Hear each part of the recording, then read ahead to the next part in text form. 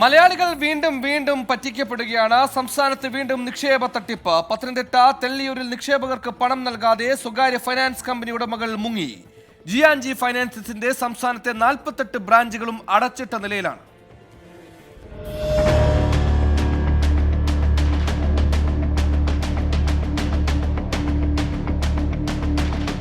അൻപത് വർഷത്തിലേറെ പഴക്കമുണ്ട് പത്തനംതിട്ട തെള്ളിയൂരിലെ ജിആൻജി ഫിനാൻസിനെന്ന നിക്ഷേപകർ പറയുന്നു. കഴിഞ്ഞ മാസം വരെ ചെറുകിട നിക്ഷേപകർക്ക് ഇവർ പലിശയും നൽകിയിരുന്നു. എന്നാൽ നിക്ഷേപം പിൻവലിക്കാനും മറ്റും ആളുകൾ എത്തിയതോടെ ഉടമകളായ ഗോപാലകൃഷ്ണൻ നായരും മകൻ ഗോവിന്ദും കുടുംബവും വീട് പൂട്ടി മുങ്ങുകയായിരുന്നു. ഇതോടെ നിക്ഷേപകർ വെട്ടിലായി. ഇവർ 2-3 തവണ വീട്ടിൽ വന്ന് ഞങ്ങൾ കണ്ടിരുന്നു.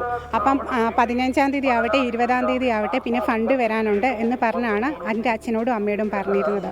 അവർക്ക് ഇപ്പം ചിലവ് കഴിയാൻ പോലും പൈസയില്ല. 15% പലിശ തരാൻ പറയാണ് എന്നെ എൻ്റെ അകത്ത് പിടിച്ച് ഇത് കൊണ്ടെത്തി എൻ്റെ ബാങ്കിൽ കിടന്ന പൈസ എടുത്താണ് ഇവിടെ കൊണ്ട് ഇപ്പോൾ 2 കൊല്ലമായി. ഒരു 10 പൈസ പോലും എനിക്ക് പലിശ തന്നിട്ടുമില്ല. 1 ലക്ഷം മുതൽ 2 കോടി രൂപ വരെ നിക്ഷേപിച്ചവരുണ്ട്. സംസ്ഥാന വ്യാപക കണക്കെടുക്കുമ്പോൾ 300 കോടിയോളം രൂപയുടെ തട്ടിപ്പെന്ന് നിക്ഷേപകർ പറയുന്നു. പത്തനംതിട്ട ജില്ലയിലെ 5 സ്റ്റേഷനുകളിൽ മാത്രമായി 15ഓളം പരാതികൾ ഇതിനകം തന്നെ ജിആൻജി ഫൈനാൻസിയേഴ്സിനെതിരെ വന്നിട്ടുണ്ട്. ഇവരെ കണ്ടെത്താൻ പോലീസിന്റെ ഭാഗത്തു നിന്നും ഇടപെടൽ ഉണ്ടാകുന്നില്ലെന്നാണ് നിക്ഷേപകരുടെ ആരോപണം.